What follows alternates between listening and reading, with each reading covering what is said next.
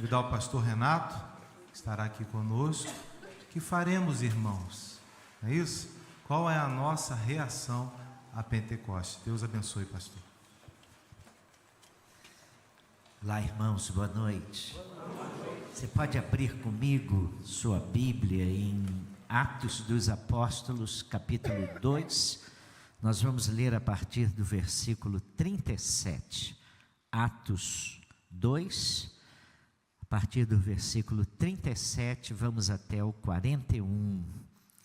Você pode se levantar? Pode. Estou pedindo para se levantar, não é para você ficar mais reverente, não. Eu sei ficar reverente sentado, mas é porque nós estamos sentados há algum tempo, não é isso? Então vamos agora nos levantar. Atos dos Apóstolos, leio na versão Nova Tradução Almeida atualizada, acompanhe-me na sua. Quando ouviram isso, ficaram muito comovidos e perguntaram a Pedro e aos demais apóstolos: que faremos, irmãos? Pedro respondeu: arrependam-se e cada um de vocês seja batizado em nome de Jesus Cristo para a remissão dos seus pecados, e vocês receberão o dom do Espírito Santo, porque a promessa é para vocês, para os seus filhos e para todos os que ainda estão longe, isto é, para todos aqueles que o Senhor nosso Deus chamar. Com muitas outras palavras, deu testemunho e exortava-os, dizendo: salvem-se desta geração perversa. Então, os que aceitaram a palavra de Pedro foram batizados, havendo um acréscimo naquele dia de quase 3.000 pessoas. Queira Deus abençoar a sua palavra. Sente-se, por favor, deixe sua Bíblia aberta. Eu quero falar sobre isso mesmo. Que faremos, irmãos? Última semana de Jesus com os seus discípulos, Jesus percebeu que eles estavam profundamente tristes e abatidos. Então, no Evangelho de João, nós temos o relato de que Jesus disse: não fiquem tristes, não se turbem o coração de vocês. Se vocês creem em Deus, vocês creiam também em mim. Na casa do meu Pai há muitas moradas. Se eu for, eu vou preparar moradas, e quando eu vier, eu voltarei para vocês, para que onde eu estiver, vocês estejam também comigo. Mas Jesus disse para eles: eu não vou deixar vocês órfãos, vocês não vão ficar sozinhos, haverá um outro Consolador. Quando a gente vai ao livro de Atos dos Apóstolos, que é um livro que conta o relato daquilo que Deus faz na vida dos seus discípulos através desse Consolador, do Espírito Santo.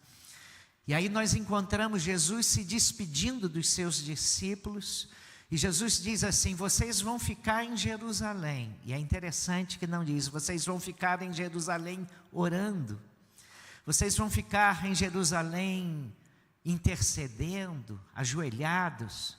Vocês vão ficar em Jerusalém para que se cumpra a promessa. E 50 dias depois da morte e da ressurreição de Jesus, no dia de Pentecostes, Pentecostes faz nos lembrar penta, né? Tem a ver com 5, né? 50 dias após. Hoje de manhã eu chamei a atenção que o dia de Pentecostes foi num domingo, caiu num domingo, porque a Páscoa terminava no sábado. E a minha tia Teteca me ensinou que 7 vezes 7, 49. Uma semana são 7 dias. E no 50º dia é um dia de domingo. E no dia de domingo de manhã eles estavam lá em Jerusalém, no cenáculo. E a Bíblia diz que veio um som impetuoso como de um vento. E depois desceram línguas como que de fogo. Entenda isso. Lucas, o narrador de Atos, ele está diante de um problema muito sério. Ele está começando a narrar um fenômeno que ele nunca tinha visto na vida. Então ele usa de comparações: um vento impetuoso, um som impetuoso como de um vento. línguas como que de fogo. E às vezes eu vejo alguns tentando ilustrar o que aconteceu, colocando umas línguas incendiadas na cabeça dos discípulos. Mas aconteceu isso, e eles começaram a dar testemunho das grandezas de Deus naquele lugar. E aquele barulho grande de um vento impetuoso, como de um vento impetuoso, e eles, diante de tudo aquilo, eles ficaram cheios do Espírito Santo. E aí eles foram capacitados a falar nos dialetos das pessoas que estavam ali. E havia muita gente de fora, porque Pentecostes comemorava os primeiros frutos que eram trazidos em gratidão a Deus. E muita gente de fora trazia aquelas ofertas. Estava muita gente ali de várias nacionalidades, judeus de várias nacionalidades, prestando culto a Deus. E nós temos no relato de Atos 2, pelo menos 17 nacionalidades. Como, pois, ouvimos falar nas nossas próprias línguas acerca das grandezas de Deus, diziam uns aos outros. E aí está se cumprindo a promessa de Jesus: vocês não vão ficar órfãos. Eu vou mandar outro Consolador, o Espírito da verdade, que o mundo não pode conhecer. Só vocês que me conhecem vão conhecer isso. Então a Bíblia fala de como o Espírito Santo começa a encher a igreja e os crentes. E a fé cristã, ele é muito diferente de tudo que a gente tem. As pessoas pensam que religião é tudo igual. Mas a fé cristã diz que Deus, o Deus da Bíblia, o Deus revelado em Jesus Cristo, é capaz de andar com você que é crente nele. Que você anda com Deus na sua vida. E aí, a fé cristã fala muitas coisas, mas eu preciso dizer um pouco mais para completar o que aconteceu lá em Atos 2. Então as pessoas ficaram meio atônitas, perplexas com tudo aquilo que estavam ouvindo. E aí havia um grupo que falou assim: esses caras estão bêbados. 9 horas da manhã, estão bêbados. E aí o apóstolo Pedro se levanta e falou: bêbado coisa nenhuma. E ele se levanta, e eu não sei para que lugar ele se levantou, mas ele faz um sermão, ele diz: isso que está acontecendo, que vocês estão vendo e ouvindo aqui, é para que se cumpra aquilo que foi predito anos passados pelo profeta Joel. É para que se cumpra aquilo que foi dito por Davi, o maior rei de Israel. E o que está acontecendo aqui é a obra poderosa do Espírito Santo na vida da igreja. Vocês mataram Jesus, Ele é o Cristo. Isso estava dentro da presciência de Deus, Ele permitiu isso. Mas Ele ressuscitou, Ele vive. E vocês têm que se arrepender. E quando eles ouvem esse mensagem de Pedro, muita gente fica tocado. E aí essa gente pergunta: que faremos, irmãos? Você está dizendo tanta coisa aqui, tanta novidade, o que nós vamos fazer agora?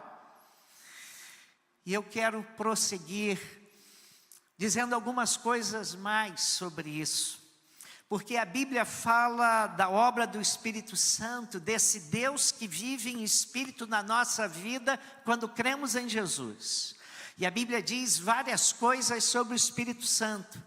A Bíblia fala que uma pessoa que tem o Espírito Santo, que tem essa experiência de conversão a Jesus, e o Espírito Santo entra na sua vida, ela agora é chamada a viver no Espírito, e contrasta esse tipo de vida a uma vida de uma pessoa que vive na carne, que não conhece o Espírito. E aí a Bíblia é capaz de dizer lá em Gálatas 5,16: digo, porém, o seguinte: vivam no Espírito, e vocês jamais satisfarão os desejos da carne. A Bíblia também diz que é possível você apagar o Espírito. O saudoso Russell Shedd gostava de traduzir essa norma bíblica como abafar o Espírito. Você, crente, que tem Jesus e tem o Espírito, pode abafar a atuação do Espírito, a ação do Espírito, a voz do Espírito no seu coração. Mas a Bíblia também diz e recomenda que nós nos enchemos do Espírito. Nós podemos nos encher do Espírito. Isso está em Efésios 5,18. Recomenda que enchamos do Espírito Santo. Mas a Bíblia também faz algumas promessas. Jesus, antes de subir, disse: vocês vão ficar aqui em Jerusalém esperando a manifestação do Espírito. E vocês vão receber o poder que vem do alto. E vocês serão cheios do Espírito. E vocês então vão testemunhar de Jesus, vão testemunhar de mim em Jerusalém, na Judéia, na Samaria, até os confins da terra. Cada uma dessas exortações dada na Bíblia, ela exige de nós uma resposta. Não dá para nós ficarmos indiferentes àquilo que a Bíblia diz. E quando, voltando ao sermão de Pedro, lá no dia de Pentecostes, quando aqueles homens disseram: vocês estão bêbados, Pedro, cheio do Espírito, prega o sermão veemente, e eles dizem: que faremos, irmãos? Não é? E eles notaram que o Evangelho exige uma resposta do seu coração. Eles notaram naquele dia que Pentecostes exige uma resposta do nosso coração. Diante da experiência que eles estavam vivendo, eles tinham que dar uma resposta. E o capítulo 2, lá em Pentecostes, lá em Jerusalém, nós temos 5 grupos significativos, provindo de 17 nações, e esses 5 grupos respondem de maneira distinta àquilo que eles estão vendo. Cada um responde e fica preocupado com o aspecto daquilo que eles viram lá em Pentecostes, tá? E hoje, até mesmo hoje, muitas vezes a igreja reage ao derramamento do Espírito Santo dessa mesma maneira. Quais eram esses grupos que estavam ali em Jerusalém, que viram, testemunharam daquele barulho, testemunharam dos apóstolos falando a língua materna, testemunharam daquelas línguas, daquele som? Quais foram esses grupos e como nós identificamos esses grupos? O primeiro grupo que nós identificamos ali diante desse evento Pentecostes era o grupo dos discípulos de Jesus. Eles vêm de uma caminhada com o Mestre. Agora, eles ouviram Jesus dizer: vocês não vão ficar órfãos, vocês não vão ficar sozinhos, eu vou voltar para vocês em espírito, e o Espírito Santo vai ficar na vida de vocês. E eles estão agora vendo o cumprimento dessa promessa. Jesus promete, Jesus cumpre a sua promessa. Mas Jesus, por diversas vezes, já havia falado para eles sobre aquele dia. E aí, eu não posso deixar de citar 2 textos. O texto de Lucas 24, 49, em que Jesus, lá no final do livro de Lucas, ele diz assim: eis que envio sobre vocês a promessa do meu Pai, permaneçam, pois, na cidade, até que vocês sejam revestidos do poder que vem do alto. Outra palavra está em Atos 1:8, mas vocês receberão poder ao descer sobre vocês o Espírito Santo, e serão minhas testemunhas, tanto em Jerusalém, como em toda a Judéia e Samaria, até aos confins da terra. Essas promessas, cumpridas agora em Atos 2, fazem com que os discípulos tenham uma experiência totalmente diferente. Até então eles não tinham uma compreensão teológica clara daquilo que aconteceria a eles, mas eles começam a perceber que algo sobrenatural estava acontecendo na vida deles. Alguma coisa muito especial estava acontecendo naquele momento e naquela hora. Portanto, se você perguntasse àqueles discípulos: que faremos, irmãos? Eles diriam: olha, nós queremos mais e mais nos submeter a esse Deus que faz coisas excepcionais na nossa vida. Pentecostes, em última instância, não tem a ver com definição nenhuma, mas tem a ver com experiência. É uma experiência. É um Deus que você pode experimentar. É um Deus que você pode se relacionar.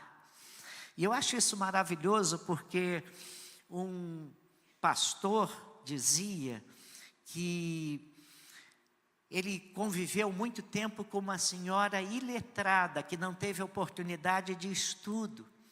E ela ouve o Evangelho e se converte e resolve se batizar. E na profissão de fé, ela foi indagada sobre a convicção da sua fé. E aquela igreja queria que ela respondesse várias coisas sobre doutrina. E ela sabia falar muito pouco sobre doutrina. Era uma crente nova que sabia falar muito pouco. Ela não sabia discorrer muitas coisas sobre a pessoa de Jesus, nem sobre temas pesados do cristianismo. Mas quando o pastor pediu para ela falar qual é a sua experiência com Jesus, qual foi então sua experiência de fé, e ela disse assim: eu estou absolutamente convicta que Jesus morreu na cruz para me salvar, lavando meus pecados, e eu sei que hoje Jesus mora no meu coração. Eu me lembro que eu estava no campo missionário, estava vivendo dias muito difíceis, e eu resolvi falar de Cristo para 2 universitários, e pela infinita graça de Deus, eles entregaram a vida a Jesus, e eu tive a alegria de levá-los à igreja. Eu estava saindo daquela igreja, e levei-os, não tive muito tempo para prepará-lo, mas eu queria batizá-los. Então eu chamei a igreja e disse para eles assim: olha só, eu não pude prepará-los para o batismo como eu gostaria de batizá-los, mas eu sei que eles são crentes em Cristo. E eu queria que vocês ouvissem a profissão de fé. E a nossa profissão de fé também, nós fazíamos muitas perguntas sobre Jesus. E aí o grupo resolveu complicar e fazer perguntas difíceis. E um daqueles universitários, que conhecia muito bem economia, mas não conhecia muita coisa sobre Jesus e sobre Bíblia, começou a ficar nervoso com aquelas perguntas, e chorando disse assim: eu amo Jesus, entreguei minha vida a Jesus, eu sei que Jesus morreu por mim, Ele é meu Salvador, a minha vida antes de Jesus era uma, agora com Jesus Ele é outra. O que mais que vocês querem que eu fale sobre Jesus na minha vida? E ele falou aquilo chorando para a igreja. E aí a igreja foi quebrantada, porque a experiência daquele jovem era uma experiência real com Jesus. Muitas vezes são pessoas até simples, sem muita capacidade de elaboração intelectual, mas que experimentaram as mais poderosas ações do Espírito. Meu professor da escola bíblica dominical, ele era gari, e ele coletava o lixo. Um dia deixaram uma Bíblia, e ele ia jogar a Bíblia dentro do carro. Quando ele viu que era uma Bíblia, ele agarrou a Bíblia, separou a Bíblia e levou-a para casa. Começou a ler a Bíblia e se converteu. Se tornou um autodidata. E como autodidata, fez concurso para o INSS, passou, se tornou funcionário do INSS. E se tornou um excelente crente, um professor extraordinário da escola bíblica dominical, um conhecimento bíblico extraordinário. E tudo começou com uma Bíblia que ele achou. Achando a Bíblia, leu sobre o Evangelho, o Espírito de Deus o quebrantou, e ele teve uma experiência ímpar com Jesus. Outras pessoas eruditas, conhecedoras de tanta coisa, não possuem essa experiência, esse impacto transformador, que foi o mesmo impacto na vida daqueles discípulos de Jesus, que inicialmente muitos deles eram pescadores, gente simples. Então o grupo dos discípulos é aquele que esperava com ansiosa expectativa, vivendo em santidade, oração, temor, essa expectativa de que eles seriam visitados de forma maravilhosa pelo Espírito Santo e outro Consolador andaria com eles. Esse era o primeiro grupo dos discípulos de Jesus. Esse é o grupo que você é chamado a ser também. Mas havia naquele dia lá em Jerusalém, em Pentecostes, o segundo grupo, o grupo que eu chamo do grupo da metodologia. E o texto nos fala de um grupo presente naquele evento, cuja pergunta central é: como os ouvimos falar cada um em nossa própria língua materna? Atos 2, versículo 11. É o grupo da metodologia, é o grupo mais preocupado com o funcionamento, com o mecanismo de Pentecoste. Eles estão mais preocupados com os mecanismos do que com aquilo que aconteceu em si mesmo. E a pergunta daquele grupo mostra o desejo que eles tinham de conhecer a engrenagem das ações de Deus. Como é que Deus age? E eles estão muito curiosos, só cheios de curiosidade. Em Atos 19, 13, há um relato fantástico da Bíblia. A Bíblia diz que um grupo de rapazes, 7 rapazes, eram filhos de Seva, sumo sacerdote, autoridade suprema na hierarquia da religiosidade judaica. E eles viram o apóstolo Paulo expulsando o demônio da vida de um homem. E eles ficaram fascinados com aquilo. O cara fala e expulsa demônios. Cara, vamos expulsar nós também. E aí eles decoraram as palavras que Paulo usava, as supostas fórmulas que ele proferira, e encontraram um sujeito endemoninhado pelo caminho, e aí eles começaram a usar a mesma fórmula usada por Paulo, só que Paulo cheio do Espírito Santo, e eles não. Eles só conheciam apenas as palavras, o método, mas não conheciam o poder de Deus.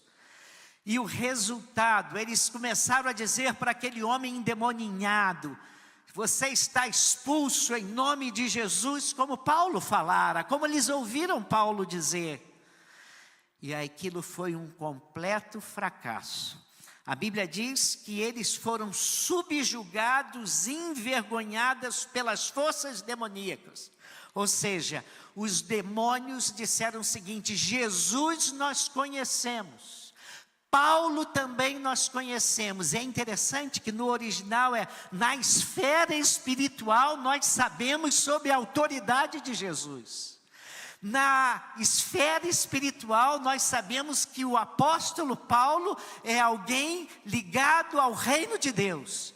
Mas na ficha de vocês não há nada sobre isso. E aí a Bíblia diz que eles foram subjugados e envergonhados pelas forças demoníacas. No popular, os demônios caíram para dentro deles e eles apanharam para caramba. Foram açoitados pelos demônios.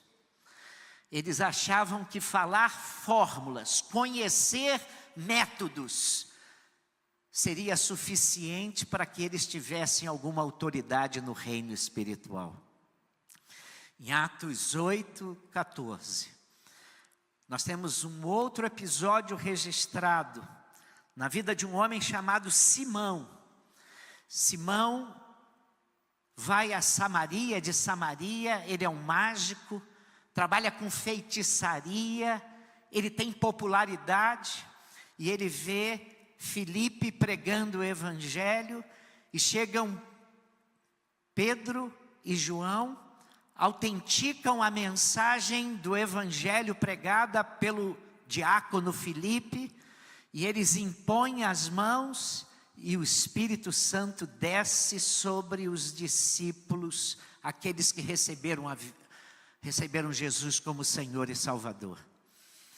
E Simão fica maravilhado, ele falando: se eu tiver esse poder, imponho as mãos, a pessoa recebe o Espírito Santo, eu que já sou aqui um mágico muito conhecido, eu com essa fórmula imponho a mão sobre vocês, vocês ficam cheios do Espírito Santo, aí é que eu vou ser poderoso mesmo. Chama Pedro num canto e fala: ó, te dou uma grana preta, se você me der esse poder também.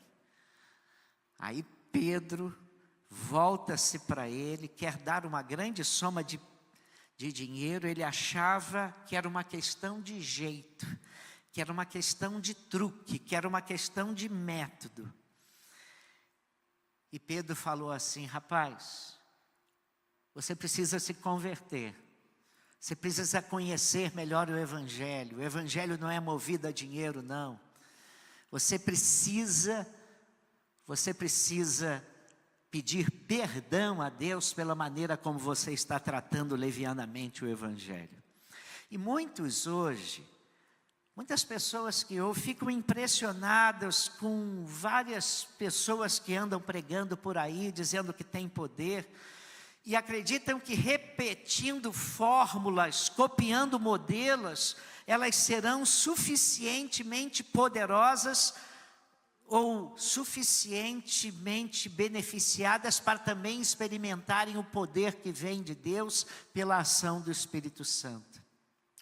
Pessoas assim, elas se perdem na organização, na burocracia eclesiástica, nas fórmulas, nos trejeitos dos conhecidos apóstolos da nossa mídia moderna.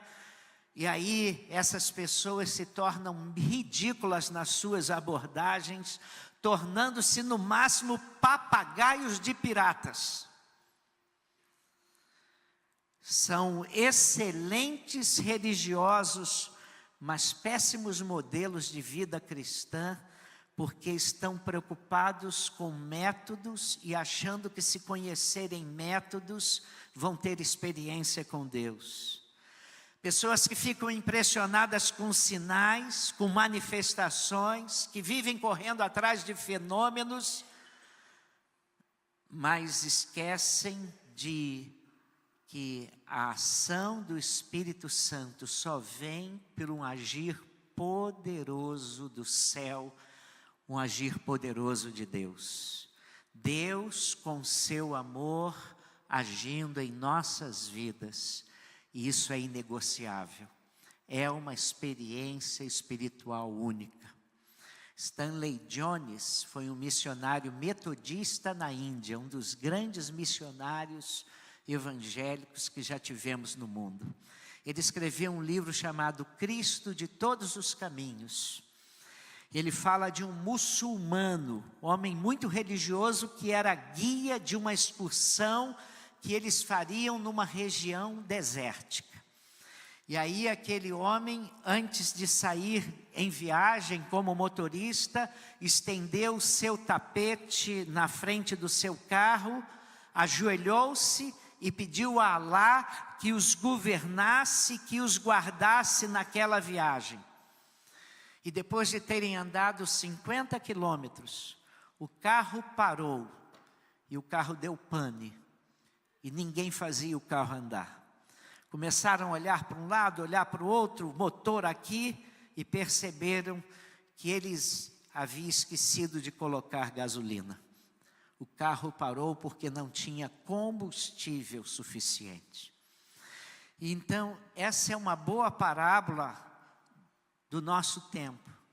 Muitas vezes as pessoas têm gestos, mas falta a presença do Espírito Santo na vida da pessoa. É o Espírito Santo que modifica a sua vida, é o Espírito Santo que traz conversão para você, é o Espírito Santo agindo no seu interior que faz você se tornar uma nova criatura. Muitas vezes temos instituição, mas não temos autoridade. Muitas vezes as pessoas têm gestos, mas falta aquilo que era essencial. E o apóstolo Paulo, uma vez pregando, ele disse o seguinte, olha o que o apóstolo Paulo fala. Ele fala uma coisa maravilhosa em 2 Timóteo 3,5. Tendo forma de piedade, negando-lhe, entretanto, o poder, foge também destes. De pessoas que parecem piedosas, mas não têm o Espírito Santo. E então a Bíblia nos diz para nós fugirmos de pessoas que têm jeito de crente, forma de crente, fazem barulhos de crente, têm trejeitos de crente, cacuete de crente, fala de crente, mas não tem o Espírito Santo. E muita gente, como esse grupo metodológico que está querendo ter experiência com Deus, como é que funciona? Estão querendo saber as teorias, mas não querem ter uma experiência pessoal com Deus. Mas existe um terceiro grupo que está aqui em Atos, que é o grupo filosófico. No capítulo 2, versículo 12, na Bíblia diz assim, que um grupo ouve aquele som impetuoso, que vê aquelas línguas, aqueles homens falando sobre a grandeza de Deus, e eles perguntam, o que quer dizer isto? Capítulo 2, versículo 12. Essa pergunta aponta para pessoas especializadas em descobrir novidades teológicas, fatos novos, que querem conhecer o porquê, o significado filosófico e o último da experiência de um fato conhecido. Eles querem entender de forma epistemológica a finalidade da graça, a essência daquele fenômeno, estudar as implicações temporais, o conteúdo, mas nunca querem se deixar confrontar por Jesus e pelo poder de Deus revelado na mensagem do Evangelho. Eles não querem ouvir o Evangelho, eles querem discutir o Evangelho. E alguns teólogos mais interessantes que li são pessoas de uma capacidade analítica surpreendente. Fazem exegeses acuradas dos textos mais complexos das Escrituras. Conhecem os mais variados métodos de interpretação da palavra. Mas é interessante, conhecem tudo isso, mas não se sentem fascinados com o sagrado. Perderam sua capacidade de assombro. Aí diante do eterno eles não oram mais, não leem mais a Bíblia, não aplicam a Bíblia à sua vida, não fazem mais disso. Se você está lembrado, quando Jesus nasceu, os magos vieram do Oriente, levaram mais ou menos uns 2 anos até chegarem em Belém. E foi-lhes revelado que era nascido um rei. E aí, rei nasce em palácio. Então eles procuram o rei num palácio, vão ao palácio de Herodes e perguntam: olha, nós estudamos as estrelas e vimos que nasceu um rei, e nós estamos à procura do rei, ele está aí. E Herodes fala: caramba, outro rei. Herodes já tinha matado 3 filhos dele, porque eram ameaças para ele. E agora ele diz assim: se vocês acharem o rei, eu quero também saber. Mas ele se lembrou de chamar então os especialistas nas escrituras. Então chama os religiosos judeus para dizerem a ele como as escrituras anunciavam o nascimento do rei, que viria a ser o salvador do mundo. E então os religiosos judeus dizem para Herodes: a Bíblia diz, Miqueias, o profeta Miqueias, no capítulo 5, no versículo 2, anuncia que o rei vai nascer em Belém. E aí, Herodes agradece, o rei vai nascer em Belém. E sabe o que esses homens fazem? Vão embora para sua casa e acabou. Eles só queriam conhecer nas escrituras aquilo que as escrituras falavam. Mas não há nenhuma curiosidade no coração deles de quererem conhecer o rei nascido.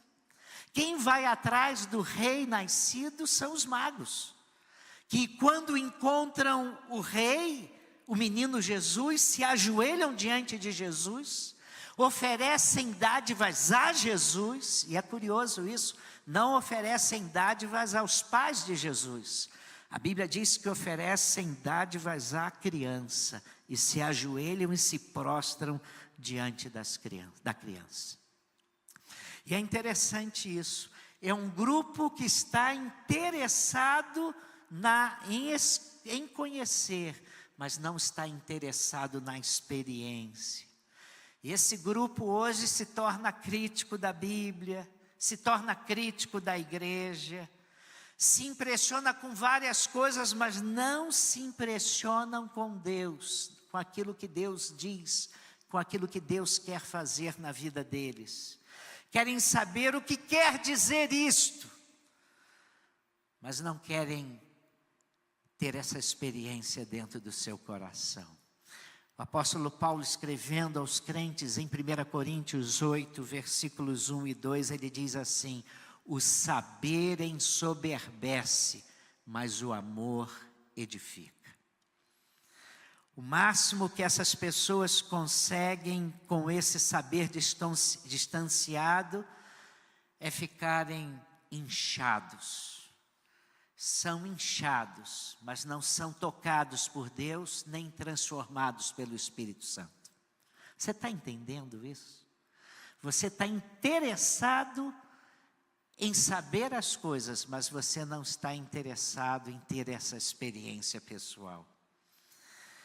Muitas vezes, se você quiser saber se você faz parte de um grupo como esse, é só saber o que você vai falar quando acabar aqui o culto e o sermão. Você vai talvez sair daqui e avaliar o sermão no sentido teológico, hermenêutico, homilético, ou mesmo estético. Ou então você vai sair daqui avaliando o culto na questão do seu coração com Deus. O que Deus falou ao seu coração? O que a palavra de Deus fez na sua vida? E dependendo da sua avaliação, você vai entender de que grupo você fica. Mas há um quarto grupo que nós encontramos em Atos 2, é o grupo crítico. Porque quando eles estão falando sobre as grandezas de Deus, na língua materna de 17 nacionalidades distintas ali, Aí um grupo está ouvindo aquilo tudo e começa a zombar, e começa a criticar, e fala assim, está todo mundo bêbado, está todo mundo bêbado. Esse grupo é o grupo que acha engraçado o sotaque dos galileus, acha os bizarros, e aí fazem chacota de tudo. Você já tem, sempre em grupos, você tem um grupo da chacota, né? Você vai na sua sala de aula tem o grupo dos que estudam pra caramba, estão sempre na frente, o grupo daqueles que estão ali no meio termo, não estão lá nem aqui, mas tem o grupo da chacota também. Eles são sempre aqueles que movimentam a festa, movimentam tudo. E esse grupo está lá, é o grupo engraçado, né? E aí é o grupo da zombaria. E eles ouvem aquilo não, com zombaria, não com adoração, nem com temor. Veem aquilo, mas desprestigiam aquilo. Eles fazem com que Pentecostes, aquilo que os religiosos judeus fizeram com Jesus. Uma vez viram Jesus fazendo um milagre, curando um homem, expelindo demônios de um homem. Então eles disseram, Jesus expele demônios por Belzebu, o príncipe dos demônios. E Jesus diz para eles como resposta, olha, uma casa não pode subsistir se estiver dividida contra si. E diabo significa diabolos, aquele que divide. E Jesus faz isso.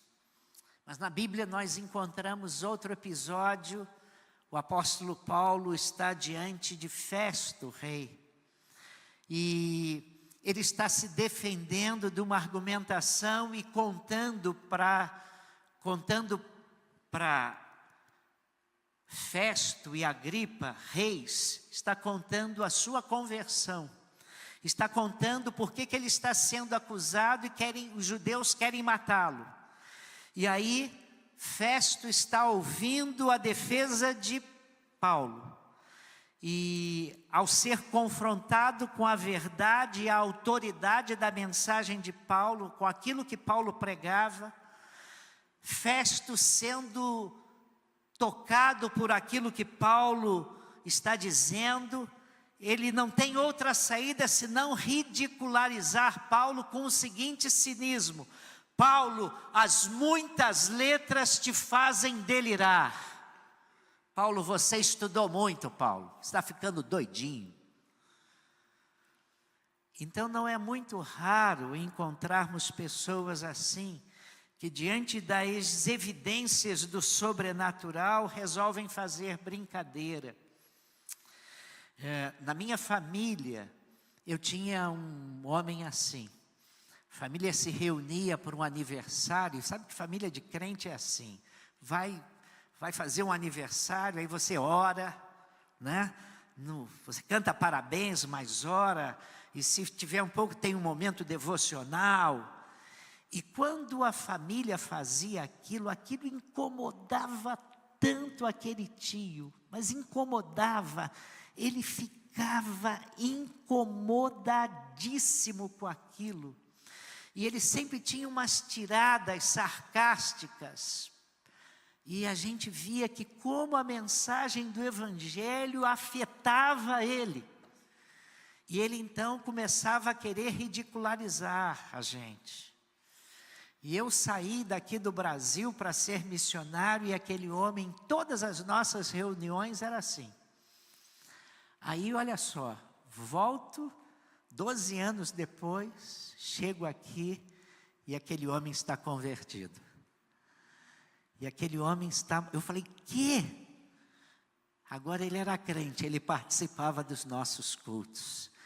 Mas como aquilo incomodava, né? E essas pessoas, elas consideram lixo aquilo que é precioso. Elas começam a desprezar as verdades de Deus, minimizam o amor de Cristo, porque elas querem encontrar razões para criticar e zombar aquilo que é eterno. E essas pessoas, se não forem quebrantadas pela ação do Espírito Santo, elas vão trazer julgamento severo de Deus sobre elas. Porque a palavra de Deus diz assim: horrível coisa é cair nas mãos do Deus vivo. Estar nas mãos de Deus é maravilhoso, mas cair nas mãos do Deus vivo é uma experiência horrível. E muitas pessoas que eu conheço ouvem o Evangelho, e aquilo incomoda tanto, que elas começam a ouvir com cinismo. Elas debocham, elas zombam, elas brincam. Estão todos bêbados, estão todos ridículos. Parece que aquilo incomoda, e a saída é você zombar.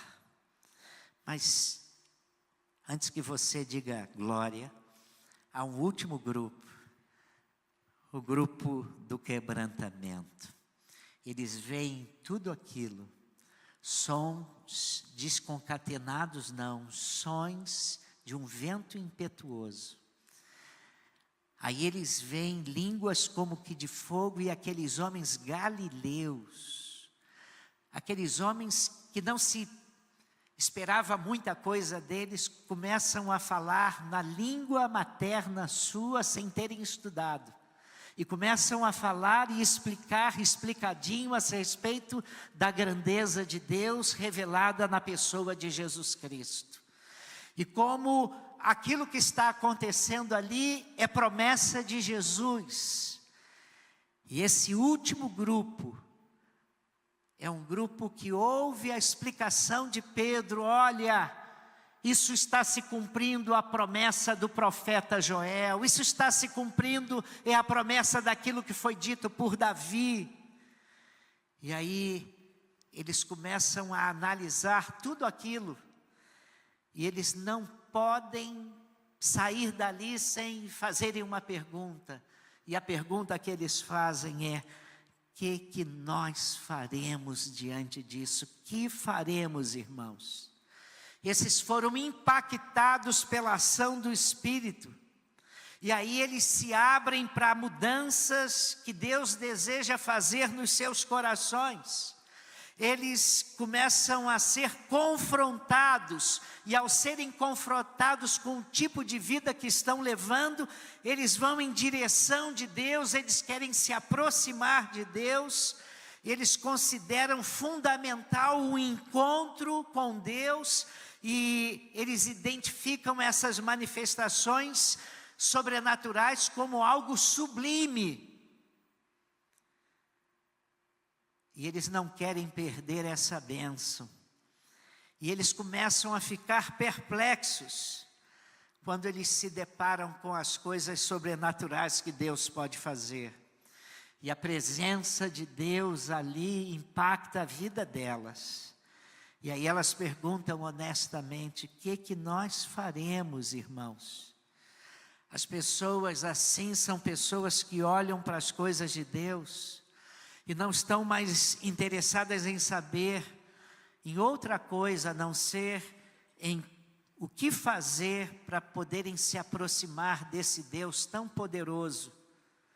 É como Moisés, que viu a sarça lá no deserto que se queimava, aquela árvore em que pegava fogo, mas não se consumia. E ele vai se aproximando e Deus diz: tira os sapatos, porque na terra que você está, essa terra é santa. Eles são impactados, eles ouvem aquilo tudo e são quebrantados. Eles descobrem que eles estão diante de algo sobrenatural. E eles dizem: Deus está se manifestando aqui. Eu não posso ficar indiferente ao agir de Deus. O que eu faço? Como eu respondo ao que Deus está fazendo aqui? Qual a resposta adequada que eu devo dar? E aí o apóstolo Pedro se levanta e diz para eles: arrependam-se. Arrependa-se cada um aqui e seja batizado. E vocês vão se arrepender para que o pecado de vocês seja pago, seja comprado pelo sangue de Jesus Cristo. E vocês vão ter o pecado de vocês remido. E vocês vão receber a dádiva do Espírito Santo na vida de vocês. Um amigo meu, pastor, disse que em 1900 Aracide Almeida estava pregando numa congregação e estava no meio de um sermão falando do Evangelho, quando uma mulher se levantou no meio da congregação surpreendentemente e o surpreendeu dizendo em voz alta: olha aqui, meu senhor, eu estou aqui para me entregar a Jesus. E ele disse que ele não contava com aquele procedimento, porque não era o procedimento litúrgico daquele culto, não era aquele o momento, vamos dizer, adequado, preparado para a igreja, mas ele disse: o agir de Deus no coração daquela mulher era mais importante do que tudo. E eu parei a pregação, falei: vem cá, deixa eu orar com você e por você. Graças e louvores a Deus, porque o Espírito está falando ao seu coração e você está entregando sua vida a Jesus. O saudoso Caio Fábio, nos livros pioneiros dele, conta que um dia estava em Curitiba, e aí caiu um toró daqueles, chuva, uma chuva terrível. Havia um ponto de ônibus na frente do templo onde ele ia pregar. E não dava para o pessoal ficar no ponto de ônibus, que ia pegar chuva também. A chuva era tão grande, tão intensa, que todo mundo entrou para o culto. Não que estivesse interessado no culto, mas estava interessado em se abrigar da chuva. E aí ele falou que era tanta gente que entrou até um cachorro. Até o cachorro foi cultuar lá. E aí ele disse que estava um português sentado no primeiro banco. E ele começou a pregar, mas estava um burburinho, o pessoal andando no templo, e ele pregando e dizendo para Deus: Deus, hoje não vai acontecer nada daquilo aqui, que com essa irreverência aqui, o Senhor não vai agir aqui. E ele estava preocupado com isso, mas estava pregando, e ao mesmo tempo falando para Deus: Deus, isso está muito irreverente, as pessoas não param, elas estão mais inquietas com a chuva.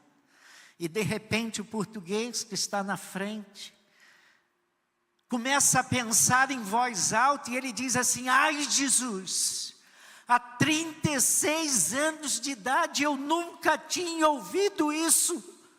E ele fala em voz alta o que estava pensando. É coisa maravilhosa demais.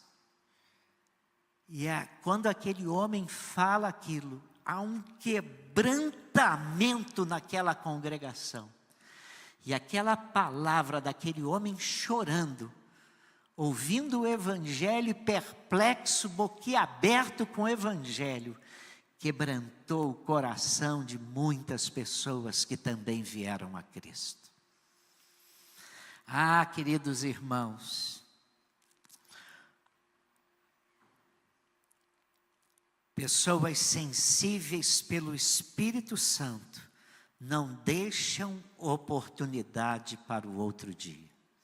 Pessoas persuadidas pelo Espírito Santo, pela ação do Espírito Santo, não deixam para amanhã. Percebem que não podem deixar que a bênção de Deus passe por ela sem que ela a receba. Eu estou na minha igreja num dia de manhã, 11 horas da manhã, e passa uma senhora e entra no meu gabinete.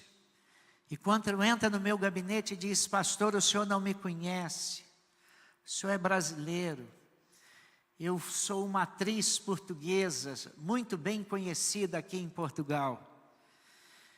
Também vivi minha vida na Espanha, sou conhecida em ambos países. Mas eu tenho um vazio aqui no meu coração tão grande. E eu tenho tentado preencher de tanta maneira. Eu falei, que bom que a senhora veio aqui. Deixa eu lhe falar o que está lhe faltando. E comecei a falar de Jesus, o que Jesus queria fazer na vida dela. A senhora não quer entregar a sua vida a Jesus agora? E ela falou assim para mim, pastor, eu entendi tudinho. Todos os dias, às 9 horas da noite, eu paro para fazer uma reflexão sobre a minha vida. E hoje, às 9 horas, eu vou fazer uma decisão. Eu falei, olha, a Bíblia conta que quando Israel estava lá no Egito e Deus queria trazer o povo para uma nova terra, e Faraó endureceu o seu coração, Deus foi dando pragas. E uma das pragas foi a praga de rã. Em todo lugar do Egito havia rãs. Na sua cozinha tinha lá umas 100 rãs. Sua sala devia ter umas 200. Sua mesmo que eu estou falando, se você vivesse no Egito. Rã pulando para tudo quanto é lado. Na garagem do carro, não havia carro naquele tempo, estava lá rã. Se você abrisse muito a boca, a rã pulava para a sua boca. Aí, Faraó chama Moisés e diz assim, é muita rã, é muita rã. Você não pode pedir a Deus que tire as rãs? E Moisés fala, quando é que o senhor quer que eu peça a Deus para que Deus tire as rãs? Amanhã de manhã. E eles passaram mais uma noite com as rãs. Você está ouvindo o Evangelho? O Evangelho é o poder de Deus para transformar a sua vida. A descida do Espírito Santo transformou completamente aqueles discípulos. A maneira deles viverem é totalmente diversa. Eles foram enriquecidos com a presença de Deus, caminhando com eles para sempre. Quando o Espírito Santo vem, toca no coração, é impossível que você não diga, o que eu faço com isso? Porque essa é a pergunta que Deus quer que você faça. Porque a resposta que Deus espera que você dê a Ele, quando Ele bate na porta do seu coração, dizendo que quer entrar em você, quer que o Espírito de Deus, o Espírito de Jesus entre em sua vida, não é outra que não você se arrepender dos seus pecados, entregar a sua vida a Jesus e ser transformado pelo perdão do pecado e a presença poderosa do Espírito de Deus andando com você. Esse é o ponto de convergência para a ação de Deus na sua vida. E é isso que Deus, inclusive, quer fazer na sua vida hoje. Ele não quer que você saia daqui sem que você pergunte a você mesmo, lá dentro da sua alma, o que eu faço com isso que eu estou ouvindo?